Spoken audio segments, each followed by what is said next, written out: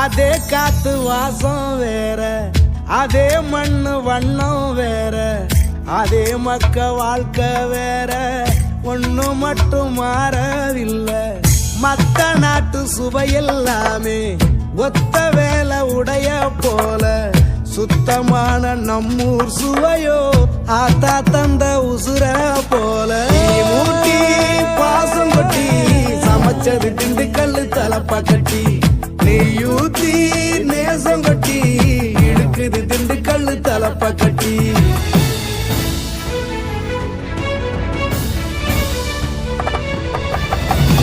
ஊட்டி பாசம் கொட்டி சமைச்சது திண்டுக்கல்லு தலப்பா கட்டி, நெய்யூத்தி நேசம் கொட்டி படைச்சது திண்டுக்கல்லு தலப்பா கட்டி.